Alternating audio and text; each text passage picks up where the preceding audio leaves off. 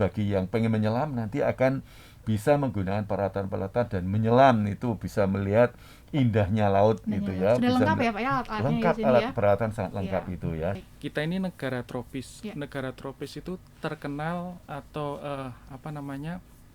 tergolong memiliki mega biodiversitas. Artinya banyak biotik ya yang ada di negara kita ini. Tetapi sebetulnya kita itu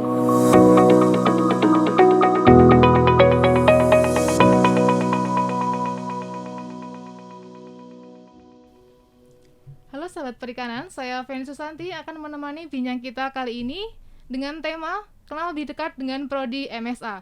Saat ini sudah hadir bersama kita semua narasumber yang sangat luar biasa, yaitu Ketua Program Studi Manajemen Sumber Daya Akuatik Bapak Jumanto dan juga Dosen Manajemen Sumber Daya Akuatik yaitu Bapak Tony. Mungkin sebelumnya kita sapa terlebih dahulu. Selamat pagi Pak Jumanto dan juga Pak Tony, bagaimana kabarnya hari ini? Selamat pagi. Selamat pagi. Ya. Dan alhamdulillah baik-baik saja. Selamat pagi sahabat perikanan. Ya, ini kami dari Prodi Manajemen Sumber Daya Akuatik sudah dikenalkan oleh Mbak Feni. Saya sebagai Kaprodi. Kemudian ini Mas Tony itu sebagai dosen junior yang sangat energik, itu yang akan menemani kalian semua selama beberapa menit ke depan. Baik, terima kasih. Semoga dalam keadaan sehat selalu ya Pak ya, dan berbahagia selalu. Untuk tema hari ini yaitu kita akan mengenalkan Prodi MSA kepada sahabat perikanan. Nah, mungkin untuk yang pertama dipersilakan kepada Bapak Jumanto untuk memperkenalkan terlebih dahulu terkait dengan Prodi MSA ini Pak kepada sahabat perikanan. Baik, terima kasih Mbak Feni. Kami kenalkan program studi Manajemen Sumber Daya Akuatik adalah salah satu program studi di Departemen Perikanan. Nah, semula namanya adalah Manajemen Sumber Daya Perikanan. Baik. Kemudian mulai periode 2018 itu berdasarkan SK dari Rektor UGM namanya menjadi Manajemen Sumber Daya Akuatik. Nah, program studi ini mempelajari pada bidang-bidang sumber daya akuatik yang meliputi biota ya, itu ikan dan sebagainya gitu. Kemudian habitatnya itu meliputi perairan tawar, payau maupun laut dan sebagainya. Ya. Kemudian ditambah nanti dengan manusianya gitu. Nah, tadi Pak Jumanto memberikan penjelasan untuk akreditasinya. Mohon maaf untuk namanya berubah ya Pak ya, dari Manajemen Sumber Daya Perikanan ke Manajemen Sumber Daya Akuatik. Alasan yang mendasari mengapa adanya perubahan tersebut kenapa ya Pak sekiranya? Nah, baik Mbak Feni, perubahan ini karena memang mengikuti ketentuan peraturan dari Dirjen Dikti pada waktu itu. Baik. Yang namanya itu harus sesuai dengan nomenklatur. Gitu. Nah, sehingga namanya berubah, itu memang ada aturannya gitu ya. Apakah juga terkait dengan bidang yang sebelumnya dari perikanan yang hanya menjelaskan perikanan secara spesifik berubah ke akuatik, apakah ada terkait dengan bidang yang dikeluti Bapak, misalkan untuk akuatik secara lebih umum atau bagaimana begitu? Topik kajian tetap saja, tidak ada perubahan, hanya namanya yang berubah. Hanya namanya saja. Sehingga untuk program yang sejenis di Indonesia itu namanya bervariasi. Ada manajemen sumber daya perikanan, misalnya di beberapa perguruan tinggi di Undip, saya rasa itu sumber daya perikanan. Kemudian ada manajemen sumber daya akuatik, ada pengelolaan sumber daya akuatik dan sebagainya. Itu apakah bidang kajiannya ada yang banyak yang mirip lah begitu, saya katakan banyak yang mirip. Jadi misalnya sebagai contoh kalau di IPB itu di sana juga manajemen sumber daya akuatik, tapi mereka mempelajari bidang habitat atau biotik dan abiotiknya. Sementara di UGM mempelajari lebih lengkap dibandingkan yang lain gitu ya. Misalnya seperti itu. Nah, ini contohnya. Baik, mungkin untuk Pak Tony, saya ingin bertanya Pak silakan. terkait dengan SKS Pak dari program studi MSA. Untuk lulus itu sekiranya berapa SKS ya Pak ya? Iya, baik, terima kasih Feni. Jadi di kita Prodi Manajemen Sumber Daya Akuatik untuk bisa menyelesaikan S1 itu mahasiswa wajib mengambil atau menyelesaikan antara 144 sampai 148 SKS selama lebih kurang 8 semester. Baik. Begitu. Iya. Ya. Nah, untuk SKS-nya sendiri untuk program studi MSA ini apakah juga ada pembagian untuk mata kuliah pilihan dan juga mata kuliah wajib ya Pak ya? Nanti Iya. untuk juga. Iya, ada. Jadi saya bisa cerita sedikit bahwa misalkan mata kuliah wajib begitu ya, mata kuliah wajib yang harus diambil di Departemen Perikanan. Betul. Gitu ya, yang berbau MSA itu contohnya seperti ekologi perairan, kemudian ada lagi oseanografi, kemudian satu lagi ada limnologi. Jadi ketiga mata kuliah tersebut itu dosennya itu dari prodi MSA begitu. Misal di ekologi perairan kita yang akan dipelajari adalah terkait ekosistem yang ada di perairan. Bisa ekosistem sungai, ekosistem muara, ekosistem laut gitu ya. Kemudian untuk oseanografi dititik beratkan pada 3 hal. Jadi secara kimia, kemudian biologi dan juga fisika. Nah, itu kurang lebih jadi mahasiswa nanti di semester awal itu diharapkan mendapatkan dasar yang kuat terkait perairan, sehingga bisa menjadi bekal ketika nanti akan melakukan magang, kemudian riset ataupun menjalankan skripsi begitu. Oh ya, baik. Nah, untuk kegiatan perkuliahan sendiri Bapak, untuk mungkin Pak Jumanto dari Pak Tony juga, selain skripsi nih Pak, ada apa aja? Mungkin kalau di yang lain kan ada juga yang kerja lapangan, ada magang seperti itu. Nah, untuk kegiatan tersebut biasanya untuk mahasiswa MSA ini melakukan kegiatan di mana ya Pak? Untuk kegiatan magang maupun KL-nya gitu? Iya, baik. Untuk KL sebetulnya di prodi MSA itu kita punya jalinan kerjasama yang baik dengan berbagai macam instansi pemerintah. Misalnya di Pelabuhan Perikanan begitu. Jadi Pelabuhan Perikanan Nusantara maupun Pelabuhan Perikanan Pantai begitu, itu bisa. Kemudian juga bisa magang atau KL di balai-balai perikanan ya. Kemudian bisa juga di misalnya yang terkait dengan bidang-bidang kewirausahaan, itu juga bisa. Iya. Baik. Nah, untuk tahun-tahun ini ya Pak ya, ada sepertinya di Dikti juga ada program Merdeka Belajar Pak. Nah, untuk prodi MSA sendiri apakah juga mengikuti kegiatan tersebut atau bagaimana? Ya, alhamdulillah semester ini kita sudah melakukan MBKM jadi sedang berjalan ini MBKM ini. Kemarin bulan Februari itu sudah departemen itu melakukan penerjunan. Jadi yang melakukan MBKM itu tersebar di beberapa pelabuhan perikanan. Ada yang di Pelabuhan Perikanan Kejawanan Cirebon. Betul. Kemudian di Pelabuhan Cilacap, kemudian ada juga di Gelidanglor, kemudian ada juga yang di pabrik begitu ya. Jadi di PT GCK itu, jadi perusahaan tersebut menangani terkait pengemasan atau packing rajungan begitu. Jadi bisa untuk magang di situ.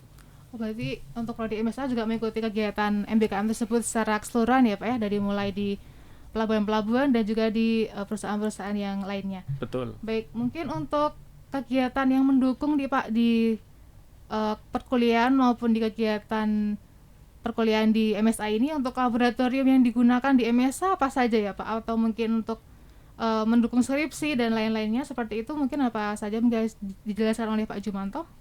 Baik, terima kasih Mbak Feni. Ini sedikit jadi terkait dengan kurikulum ini, menambahkan penjelasan dari Mas Tony ini ya. Baik. Jadi di prodi MSA itu ada kurikulum wajib namanya ya.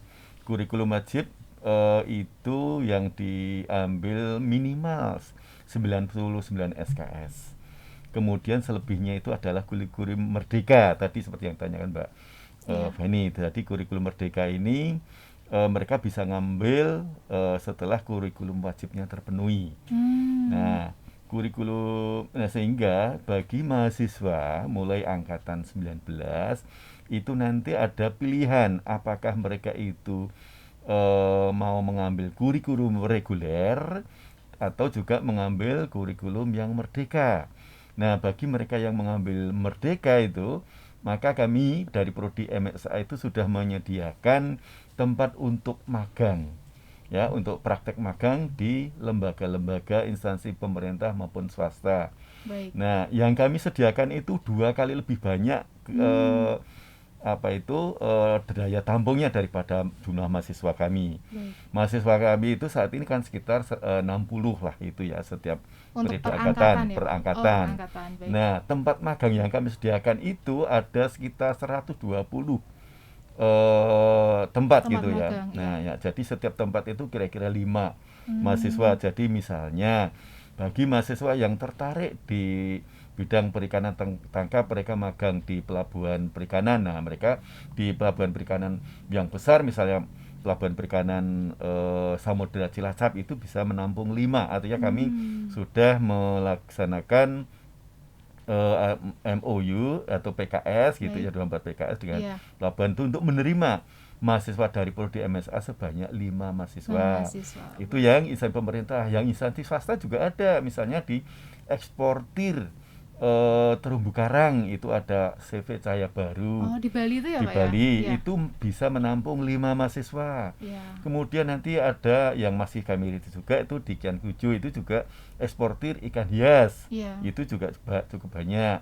Selain itu yang instansi lain misalnya di BPIS Semarang, Balai Besar Perikanan Penangkapan Ikan ya, Balai Besar Penangkapan Ikan Semarang itu juga bisa menampung sebanyak 5 mahasiswa. Nah, ini seperti itu. Kemudian di pelabuhan perikanan di Jawa Tengah itu semua pelabuhan perikanan di Jawa Tengah itu bersedia menerima mahasiswa perikanan untuk magang ya, mulai dari dari paling barat itu di Pekalongan, kemudian sampai paling timur itu di Rembang. Nah, itu untuk MBKM seperti itu, Mbak. Nah, kemudian berikutnya tadi terkait dengan penelitian ya, tugas akhir ya. Jadi, bagi mahasiswa tadi yang sudah selesai wajib 100 SKS, kemudian kebetulan dia magang dan tertarik gitu ya di tempat magang itu untuk melakukan penelitian di sana, itu bisa menjadi tempat penelitian gitu ya.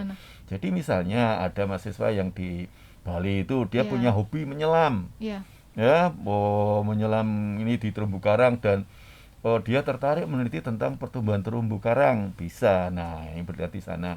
Demikian juga yang mereka magang di pelabuhan nanti tertarik ingin melihat komunitas ikan apa saja yang tertangkap, musimnya apa dan sebagainya, mereka bisa melakukan penelitian di sana. Nah, itu juga tentu didukung oleh laboratorium tadi. Nah, laboratorium itu meskipun di tempat di MSA itu ada 2 laboratorium, tapi mahasiswa juga bisa menggunakan laboratorium yang lain yang terkait dengan penelitiannya. Gitu.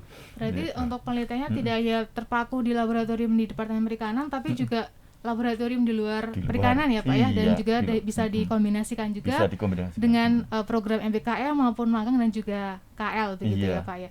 Nah, mungkin terkait dengan kuota tadi ya, Pak ya, kuota dari MBKM, apakah ada tempat gitu, Pak, atau daerah magang yang sekiranya overload, misalkan udah menyediakan 5 kuota ya, Pak, tapi untuk yang milih di sana itu melebihi dari batas kuota, itu apakah ada, Pak, seperti itu? Nah, pada periode ini merupakan pelaksanaan MBKM magang yang pertama.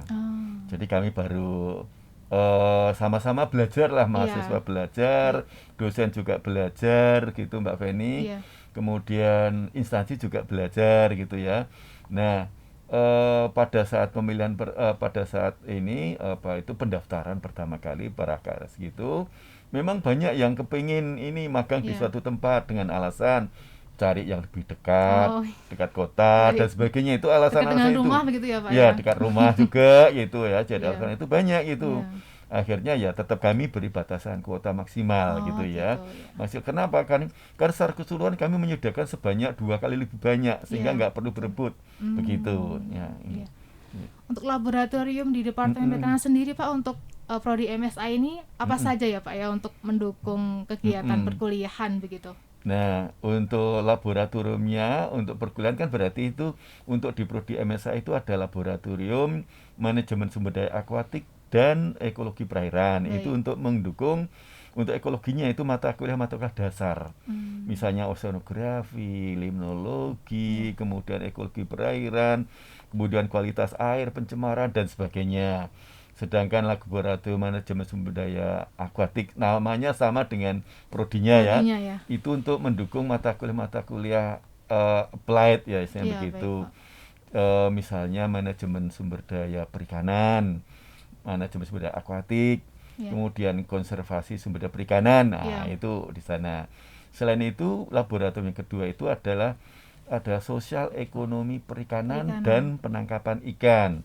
Iya. Itu juga untuk mendukung mata kuliah dasar, misalnya dasar penangkapan gitu Iya. kan, kemudian ekonomi perikanan ya, Iya. nah itu dan sebagainya kan, termasuk dengan aplikasinya gitu. Oke. Nah, Mm-mm. Pak Jumanto kan menjelaskan ya Pak ya, untuk laboratorium ada banyak sekali untuk Iya. laboratorium di perikanan.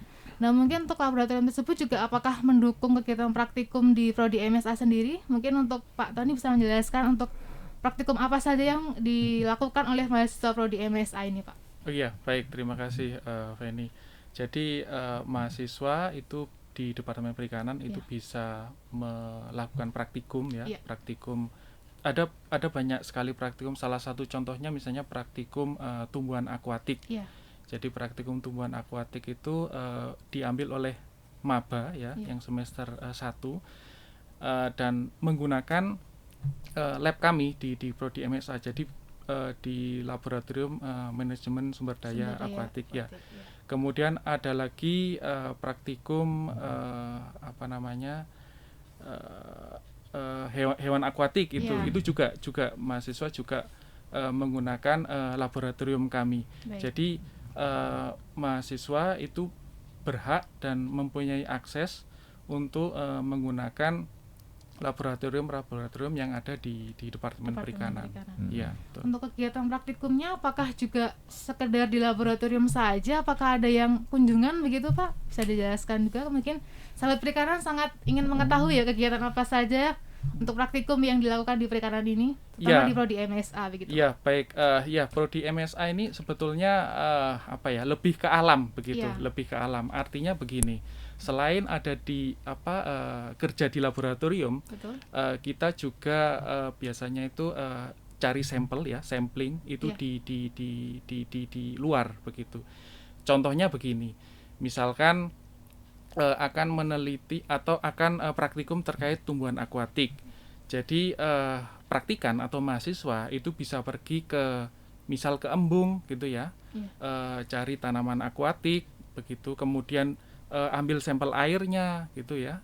Setelah itu sampel-sampel tersebut dibawa ke laboratorium manajemen laboratorium ekologi perairan. Baik. Untuk bisa diamati termasuk jenis apa tumbuhan akuatik tersebut.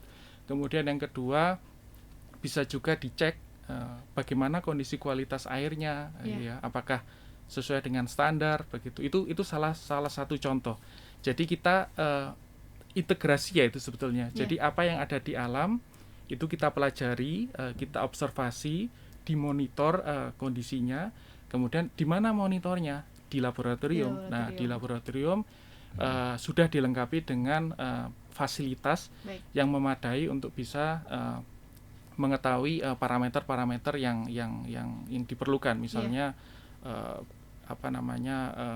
DO, kemudian pH, kemudian BOD. Nah, itu nanti sahabat perikanan akan mempelajari itu semua ya, hal-hal yang sangat menarik. Kita mengkaji atau belajar bagaimana kondisi alam ini, sehingga tujuannya adalah supaya bisa dijaga kelestariannya.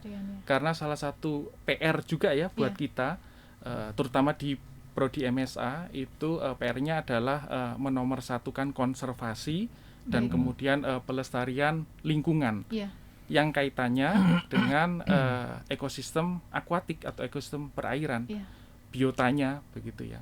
gitu, kurang lebih seperti Berarti demikian. untuk praktikumnya tidak hanya berkutat di laboratorium saja ya Pak ya, tapi Tidak. juga di lapangan dan juga bisa sambil main mungkin ya Pak ya Betul untuk di sekali, praktikumnya. gitu. Sambil jalan-jalan Sambil juga bisa. jalan-jalan juga itu Juga prodi bisa MSA sambil ini. jalan-jalan, ya. Baik, terima kasih. Untuk selanjutnya Pak, mungkin dari segi akreditasi Pak Ya. Jumanto maupun Pak Tony bisa dijelaskan untuk akreditasi prodi MSA ini sudah mencapai apa ini Pak angkanya Pak? Bisa dijelaskan? Iya, Ya. baik. Jadi prodi MSA alhamdulillah terakreditasi A, Ya. BAN PT, Ya. begitu. Jadi itu A itu merupakan nilai yang maksimal ya, sangat bagus sekali. Ya. Jadi alhamdulillah kita akreditasinya A. Kemudian yang kedua, baru saja kita melakukan visitasi akreditasi internasional ya, akreditasi ASIIN begitu. Ya mudah-mudahan akreditasi internasional ASIIN itu bisa kita raih. Jadi Amin. ada nasional sudah terakreditasi, nilainya sangat bagus, Ya. A. Kemudian kita sedang dalam proses untuk meraih akreditasi internasional ASIIN. Ya. Sehingga sahabat perikanan terutama yang ada di prodi MSA itu nanti akan lulus dengan bekal bekal yang sangat baik sekali. Ya. Jadi jangan berkecil hati, berbanggalah. Iya, Begitu. betul. Berbanggalah untuk prodi MSA ya Pak ya. Baik, untuk masa akreditasi sendiri sampai tahun berapa ini Pak untuk akreditasi A ya Pak ya untuk prodi MSA ini? Sampai tahun 2020. Ji. Ya, mungkin. Terima kasih Pak Mbak Jumanto. Feni. Saya menambahkan penjelasan dari Mas Tony tadi terkait dengan dulu ya, bagi sedikit tentang praktikum gitu ya. Jadi sahabat perikanan yang suka jalan-jalan ke pantai, menyelam, kalian tuh cocok sekali masuk ke perikanan. Tidak salah kalau saudara memilih program studi manajemen sumber daya akuatik. Belajar sambil bermain ya Pak belajar ya. sambil bermain itu. Salah satu contohnya adalah seperti tadi yang disampaikan Mas Tony. Itu tentang praktikum konservasi. Nah, praktikum konservasi sumber daya perikanan itu kegiatannya meliputi mengevaluasi tentang terumbu karang, lamun, dan mangrove itu di kawasan pesisir, kawasan pantai, kawasan lamun. Nah, kalian bagi kalian yang suka ke laut itu sekalian mengapa tidak menyelam? Di prodi perikanan ini atau di departemen perikanan ini ada unit selam yang sangat mendukung kegiatan praktikum ini. Jadi jangan takut, kalian itu bagi yang tidak bisa berenang nanti akan diajari belajar cara berenang gitu. Kemudian bagi yang pengen menyelam nanti akan bisa menggunakan peralatan-peralatan dan menyelam, itu bisa melihat indahnya laut gitu ya. Sudah bisa lengkap ya Pak ya alat-alatnya lengkap, di sini alat ya. peralatan sangat lengkap itu ya. Jadi untuk praktikum ini. Nah, kemudian kalau ada pertanyaan di mana praktikumnya? Nah, praktikum itu bisa yang selama ini dilakukan adalah di berbagai tempat, misalnya di Karimun Jawa. Itu kan terumbu karangnya bagus gitu ya, bisa menyelam di sana. Kemudian di Bali Barat itu ya, di kawasan konservasi Bali Barat, juga kadang di Tulamben, kadang di Lombok, terserah kita. Artinya bagi kalian tuh pengen kemana gitu, itu kita diskusikan, bisa memilih gitu ya. Jadi jangan itu berbanggalah gitu nanti kalau saudara itu memilih program studi manajemen sumber daya akuatik, itu akan mendapatkan pengalaman yang sangat luas, pengalaman di lapangan juga pengalaman di laboratorium. Nah, terkait dengan itu perlengkapan itu, maka prodi MSA itu sejak tahun 98 itu hingga saat ini itu terakreditasi A. Ya, pertama kali terakreditasi itu dengan bintang 5. Nah, kemudian sekarang hanya ada akreditasi A, dan ini berlaku sampai tanggal 23 Mei tahun 2024. Jadi masih lama. Lama, Pak, ya. Pada periode tadi, pada periode saat ini atau tahun yang lalu, prodi MSA sudah mengajukan untuk terakreditasi internasional. Itu ASIIN seperti yang sampaikan Mas Tony tadi. Nah, kemudian pada minggu lalu sudah visitasi, artinya dievaluasi. Ini ya harapan kita gitu, ini juga akan terakreditasi menyusul dari prodi yang lain di perikanan yang sudah terlebih dahulu terakreditasi ASIIN.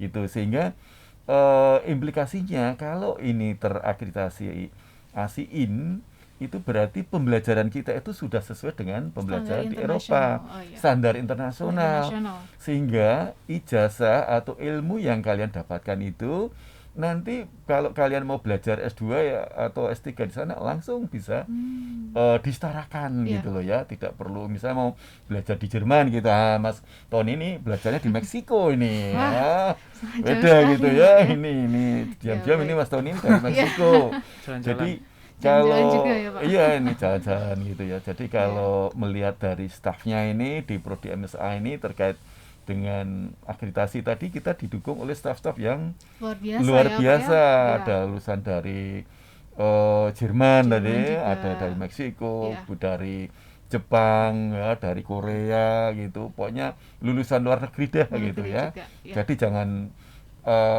ragu-ragu, Baik. masuk saja ke manajemen sumber daya akuatik gitu. Iya. Ya, gitu Mbak Feni. Untuk akreditasi ini Pak, untuk penilaian nih Pak yang penting atau poin penting yang untuk penilaian akreditasi itu apa aja Pak sekiranya? Mungkin dari segi dosen, mahasiswa dan pembelajarannya atau bagaimana Pak? Nah, untuk penilaian itu ada namanya standar itu ya Mbak ya. Ada 9 standar. Betul. Itu kalau yang akreditasi BAN. Kalau yang ASIIN kemarin ada 6 chapter. 6 chapter gitu ya. Nah, contohnya yang chapter pertama itu tentang organisasi. Iya. Tentang Prodi MSA itu ya, Iya. organisasinya itu seperti apa dan sebagaimana dan sebagainya itu. Iya. Kemudian yang kedua itu tentang kurikulum. Nah, kurikulumnya itu dinilai semua dinilai ya, Pak, semua. ya? Jadi kurikulum kita misalnya tadi kalau konservasi itu bagaimana cara penyelenggaraannya, apa perlengkapannya, peralatan pendukungnya, kemudian berapa lama durasinya dan sebagainya. Itu di evaluasi ya, itu yang dinilai gitu ya. Nah, kemudian dosennya, gitu. Dosennya itu misalnya berapa banyak yang sudah S3. Nah, kita itu hampir semuanya S3 ya, gitu ya. Ini ya, yang nggak tanggung-tanggung ini masih grace ini Mas Tony ini. Masih kinyis-kinyis, masih baru, masih masih semangat tinggi, maka kami ajak di sini untuk menyiapkan di sini gitu Mbak. Sangat kompleks sekali ya untuk Prodi MSA ini ya Pak ya, untuk standarnya juga sudah internasional gitu ya. Nah, untuk mungkin dari segi prospek kerja Pak Jumarto maupun Pak Tony, prospek kerja dari alumni Prodi MSA ini bagaimana Pak? Mungkin untuk alumni-alumninya sudah bekerja di mana saja ataupun bisa melamar di mana saja, mungkin bisa dijelaskan begitu. Baik Mbak Feni, ini kalau prospek kerja berarti saya menjelaskan nih karena yang saya lebih dulu daripada Mas Tony ini ya. Jadi gitu. Pak Tony nggak menambahkan iya, juga. nanti Mas Tony menambahkan gitu ya. Tambahkan. Jadi prospek kerjanya itu ada di berbagai bidang seperti itu. Tujuan kita, tujuan Prodi MSA adalah menghasilkan sarjana perikanan ya, yang nanti mampu memiliki kualifikasi untuk bekerja di instansi pemerintah. Betul. Contohnya kemarin kebetulan Mbak Feni, saya itu ini sahabat perikanan, saya baru saja berkunjung ke PPSC Cilacap yang kebetulan di situ ada alumni perikanan Prodi MSA namanya Mbak Rista, temannya Mbak Feni ini gitu, teman Mbak Feni ini. Jadi angkatan 17 lulus tahun 2021, berarti 4 tahun karena waktu itu lulusnya di bulan Februari. Kemudian dia mulai bekerja di PPSC Cilacap mulai bulan ini, tanggal 1 hari ini ya. Berarti itu contohnya seperti itu ya. Nah, kemudian kalau ke belakang juga ada ketika di bulan Februari saat kami berkunjung ke Pengambangan ya, PPN Pengambangan itu, di sana juga ketemu sama Mbak Aisyah Nurulta RK angkatan 14 yang mulai bekerja di sana itu tahun 2020. Artinya mereka lulus dalam waktu 4 tahun, kemudian tahun kelima sudah bekerja menjadi PNS. Contohnya begitu. Jadi itu di instansi pemerintah. Kemudian bisa juga di instansi swasta, misalnya itu Mbak Miftahul Hasanah itu yang sekarang jadi pengusaha. eksportir kerapu di Bali gitu ya. Iya. Ini kemudian juga bisa bekerja di LSM, misal LSM konservasi penyu dan sebagainya ini. Nah itu seperti itu ya, di LSM banyak gitu. Juga sebagai peneliti di lembaga penelitian, misalnya di LIPI, di berbagai tempat gitu ya. Ini, nah terus juga bisa sebagai pengajar juga itu, tapi syarat pengajar harus seorang ya ini syaratnya itu harus pinter gitu. Jadi sahabat perikanan nanti kalau kalian masuk ke prodi MSA harus belajar serius, harus pinter gitu ya. Mungkin supaya sedikit gitu. menambahkan. Jadi kalau berbicara terkait peluang kerja itu kan tahap selanjutnya setelah selesai kuliah. Betul, ya. Pak. Jadi tidak hanya kerja, tetapi yang nomor 2 itu sebetulnya bisa ada kesempatan untuk studi lanjut. Nah, terkait studi lanjut itu S2 gitu ya. Itu banyak sekali jenis program yang bisa dilamar ya. Misalnya bisa di dalam negeri maupun bisa di luar negeri. Sekarang kalau kita bicara yang di dalam negeri, ada program fast track gitu ya. Ada program fast track. Kemudian kalau yang di luar negeri itu sebetulnya banyak sekali tersedia beasiswa luar negeri. Jadi jadi saya yakin sahabat perikanan ada yang setelah lulus itu tidak kerja tetapi ingin melanjutkan lagi, yang suka sekolah begitu. Nah, untuk yang ingin ke luar negeri itu bisa memanfaatkan banyak sekali beasiswa dari pemerintah asing. Ya, informasi itu bisa didapat, bisa dicari dari internet. Beberapa alumni kita dari prodi MSA itu juga ada yang melanjut ya studi S2 atau pasca sarjana. Ada yang di Cina, kemudian ada juga yang sampai di Amerika Serikat. Begitu. Jadi itu peluang itu silahkan bisa dimanfaatkan begitu ya. Itu sangat luas sekali ya Pak untuk prospek kerja maupun kesempatan yang dilakukan atau diraih oleh mahasiswa prodi MSA ini. Nah, mungkin tadi Pak Tony menyinggung program fast track ya Pak ya. Mungkin bisa dijelaskan untuk program fast track itu bagaimana Pak? Iya, program fast track itu artinya adalah S1 dan S2-nya itu jadi satu. Jadi ketika semester akhir di S1 itu juga menjalankan S2-nya.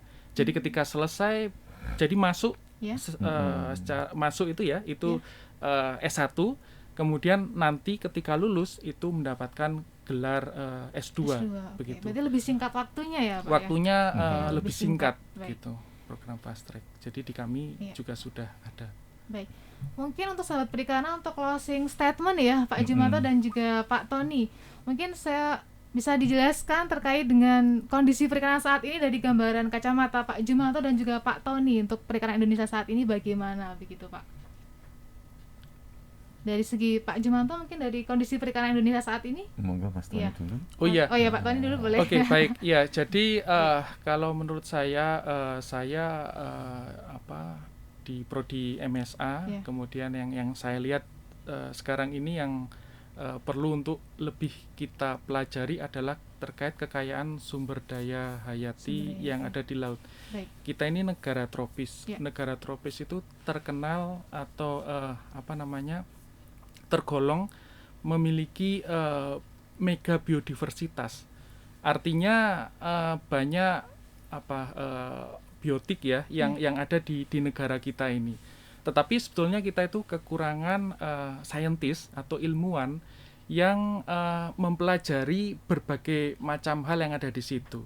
Jadi saya mengajak sobat perikanan ya di sini, marilah kita eksplorasi biodiversitas yang ada di negara kita Indonesia gitu ya, supaya kita bisa bersaing dengan dunia luar. Jadi itu ya yang paling penting menurut saya. Baik. Dari segi Pak Jumanto mungkin saya menambahkan. Baik sobat perikanan, melengkapi yang disampaikan Mas Tony tadi ya, bahwa saat ini jenis ikan itu mencapai 28.000 spesies, itu sangat luar biasa. Seperti tadi disampaikan oleh Mas Tony, di Indonesia termasuk mega biodiversity. jenis ikannya diperkirakan antara 3.000 jenis yang ada di Indonesia. Itu luar biasa, sangat banyak. Itu kemudian ke depan sumber perikanan sumber pangan itu berasal dari laut. Yeah. Nah, itu sudah dibuktikan oleh negara-negara maju misalnya, karena mereka bisa mengeksplorasi sumber daya laut. Nah, kita itu belum gitu ya, belum maksimal. Masih potensial sekali. Selain itu luas perairan Indonesia itu mencapai 32 juta hektar ya. Gitu. Sehingga ini potensial sekali menjadi sumber pangan bagi masyarakat Indonesia. Kawasan konservasi Indonesia itu terus bertambah ya. Kita targetnya adalah 10% dari luas perairan Indonesia. Ya, kalau luas perairan itu ya saya katakan 32 juta kilometer persegi.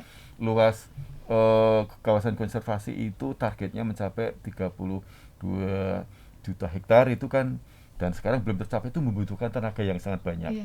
Tenaga itu bisa disuplai, salah satunya ya yang paling banyak ini Prodi MSA, karena mengkaji materi tersebut, mengkaji tentang konservasi. Nah, ini sehingga tepat bagi kalian kalau masuk ke program studi manajemen sumber daya akuatik.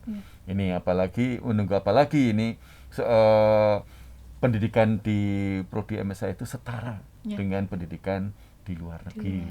Sehingga tidak ragu-ragu lagi bagi kalian yang akan masuk ke program studi manajemen sumber daya akuatik. Ini kami sudah menunggu kalian kapan bertemu lagi. Gitu, Mbak Reni. Baik, wah luar biasa sekali ya sahabat perikanan terkait dengan kenal dekat dengan program studi manajemen sumber daya akuatik ini. Baik, terima kasih kepada Pak Jumanto dan juga Pak Tony atas luang waktunya hari ini. Terima kasih atas informasi yang sangat menarik dan juga bermanfaat untuk sahabat perikanan terkait dengan Prodi MSA. Mungkin untuk sahabat perikanan, jika suka dengan video ini silahkan klik tombol like di bawah, kemudian juga bisa subscribe dan klik notifikasinya untuk melanjutkan informasi-informasi lainnya. Jangan lupa untuk tonton episode podcast di perikanan selanjutnya. Saya Feni, sampai jumpa.